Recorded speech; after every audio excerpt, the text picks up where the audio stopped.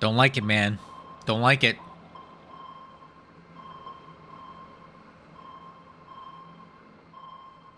All right, so because he knows that there are allied subs all through here, it's such a liability to have your ships going this way. So what I would do is start routing them, and it's going to take longer, right? It's going to take a lot longer, but you can always stay in this shallow water here and hug it as much as you can to try to clear these guys and force these ASW ships to attack in shallow water. They have a better chance of hitting the subs. That's what I would do. Or you could just blast through here and take the risk.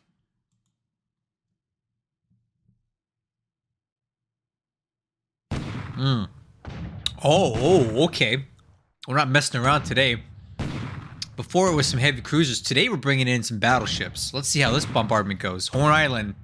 Once again. Mutsu. Okay. This is a bit more involved than what we've seen previously.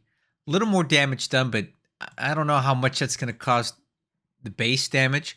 We'll have to take a look again next turn. We're at the end of this one and see what that did. If it did anything at all. Oh, yeah. Haha. Yes. They're still alive, guys. Ooh, what do we got? Oh, tankers. Get it. Yeah! Woo! Why would you drive your tankers that close?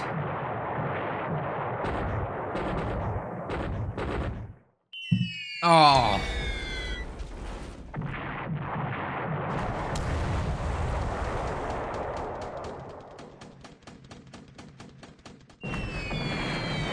Wow. Oh. Okay, I think we know we got it. It's dead. So I got a question.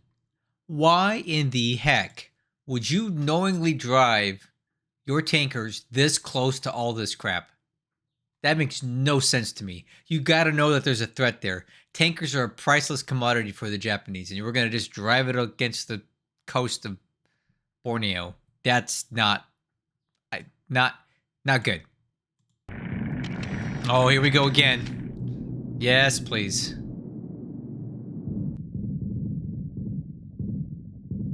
Ha ha ha ha! It's oh man. Oh! Come on! Oh! What are you doing, dude? No! What are you doing? Oh!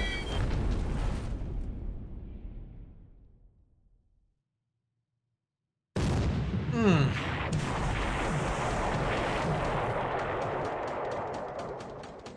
Oh my gosh. You gotta be kidding me, dude.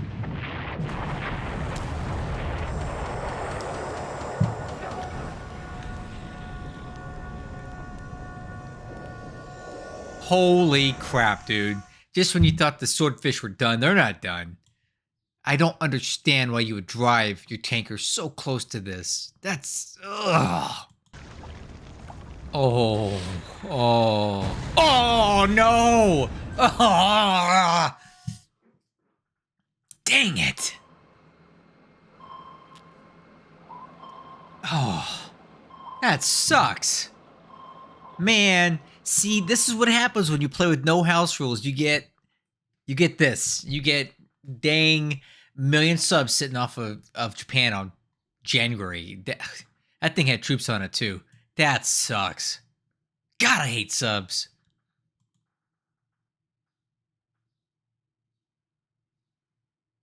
Hey everybody, it's Yoken Tai, and I'm back with the Deswolf versus Loka Center campaign. It's now January 14th, 1942. So this is the third turn now that I've been watching in this series. The 12th and the 13th, okay, captured a Pari. The 12th and the 13th turns were pretty slow. If there was any good highlights in there, I've already included them before we started this. Otherwise, we're going to press on. And one thing that we've been seeing since the 12th is non-stop allied sub-action right off the home islands, and it's becoming a big problem for the Japanese. They've already had a ship hit by a torpedo the other day, which I'm pretty sure I featured, and it's basically every turn they're getting caught up in this.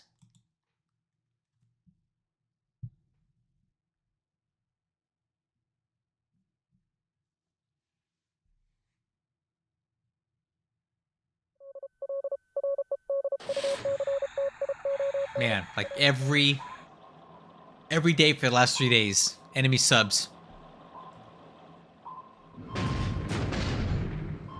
And the enemy subs are sitting in this deep water where they can't be hurt by these Type 95 depth charges.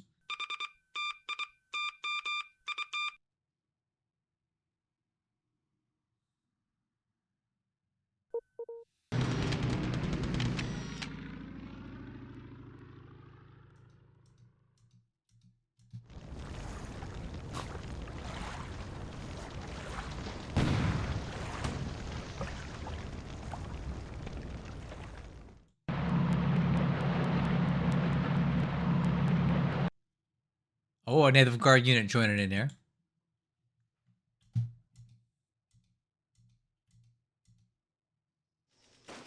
Oh, here we go.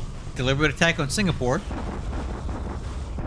His divisions look pretty healthy, honestly. So, I don't know how this one's going to go. Let's find out.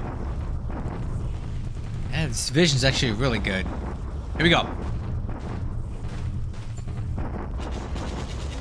Ooh.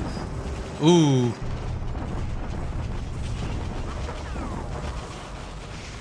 All right.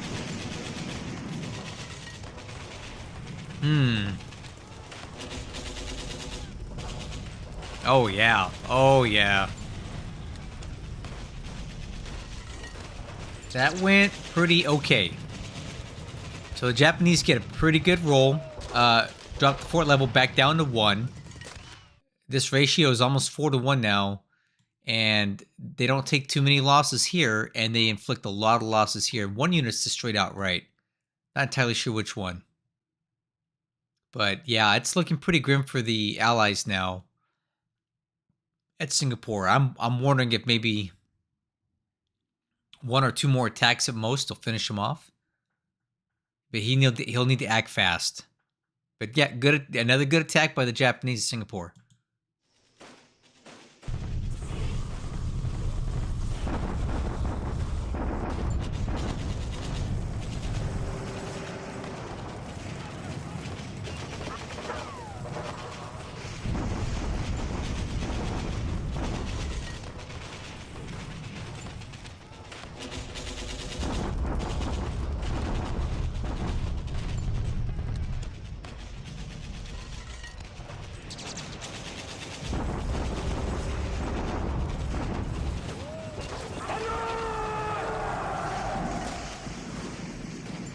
Took them 3 attacks to take this place, and the only reason they did is because the Chinese pulled out.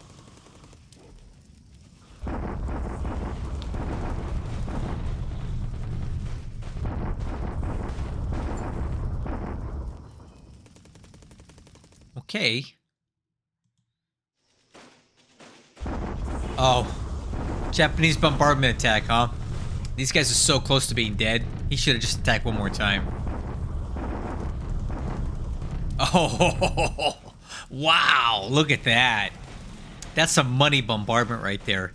You know why? Because the Chinese units are so depleted now that almost every one of their squads are more or less disabled. So you hit a disabled squad again and it's going to destroy. That's money. That's the kind of bombardments I like to see. Okay. And the Japanese take Sabang. They landed here last turn.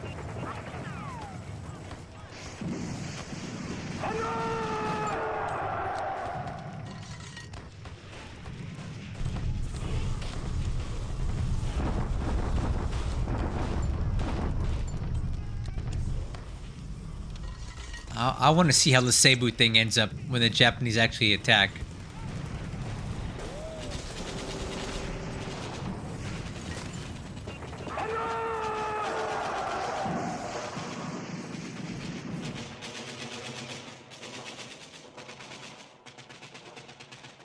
Ooh, Clark Field up to fort size 2. Not good.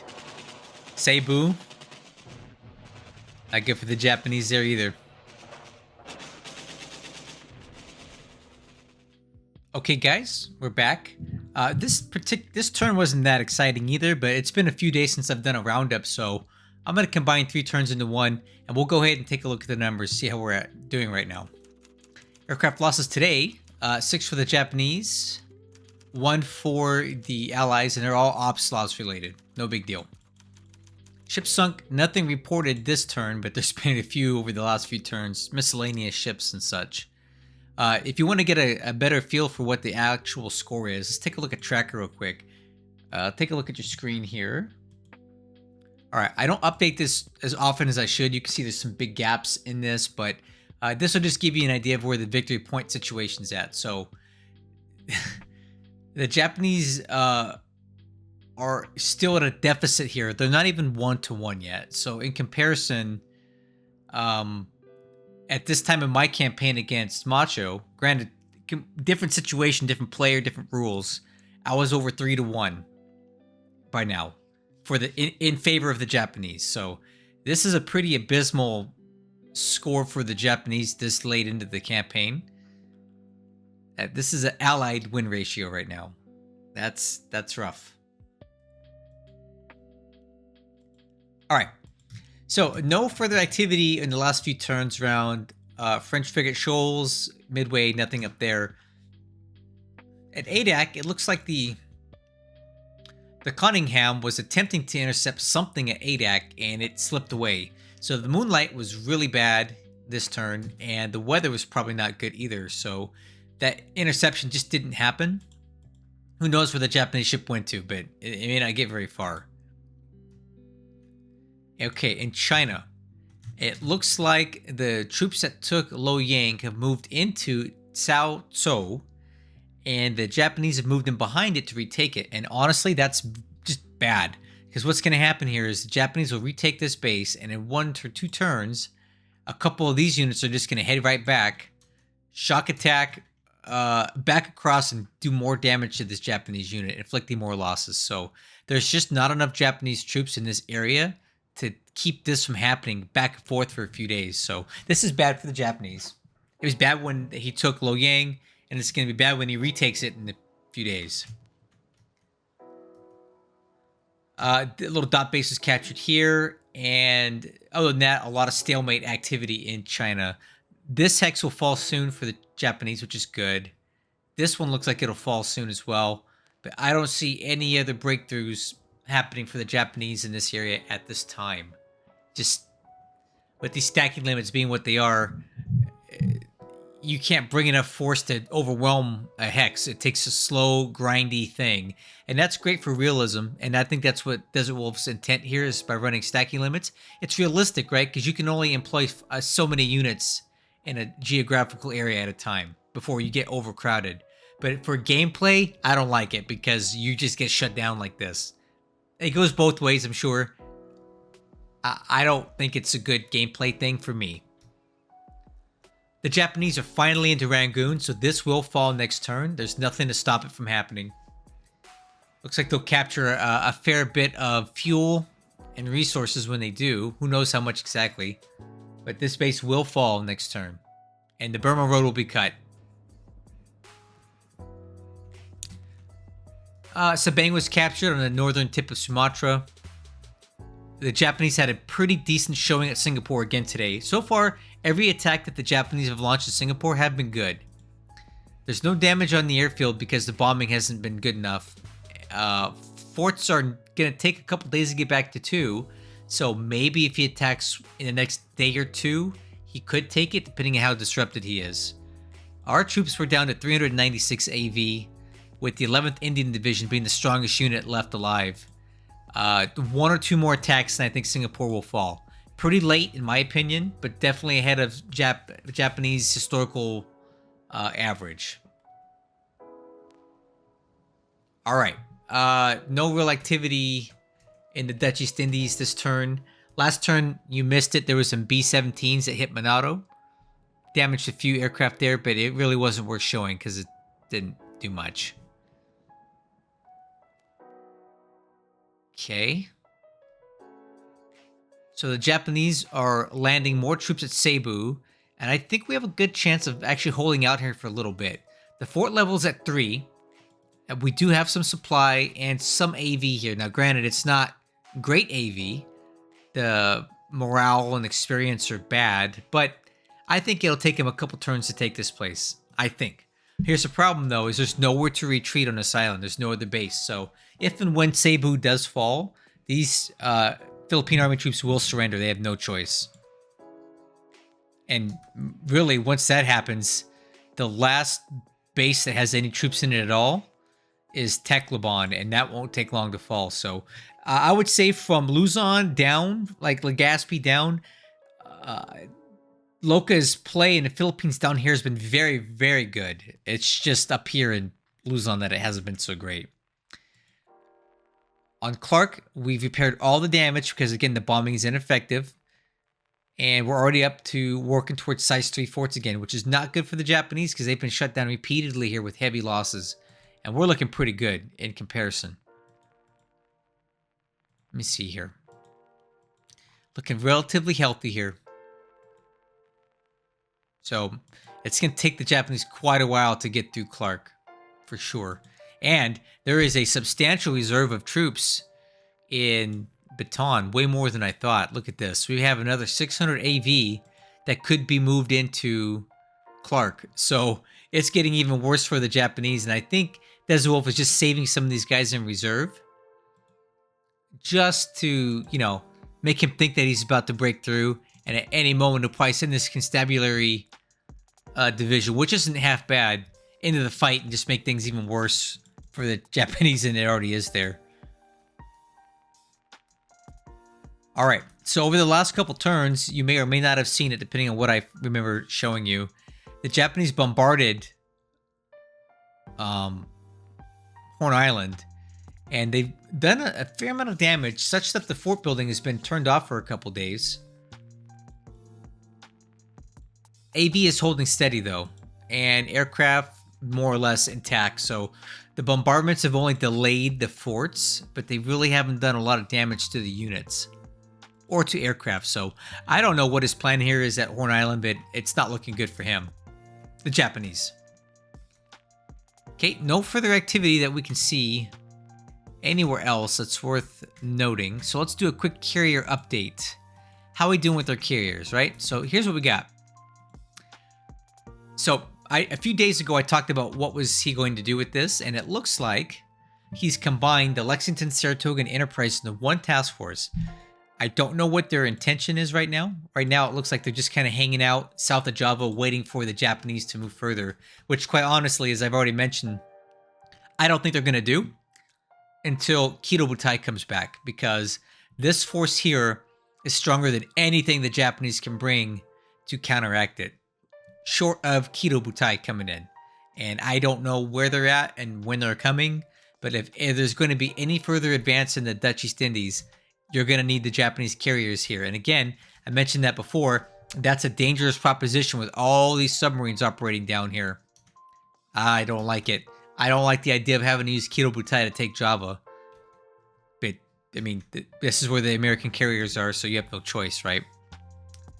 All right, let's see if we can find the last one, which I think is the Saratoga, and sure enough, here it is. Saratoga is doing a little bit of full speed movement off map.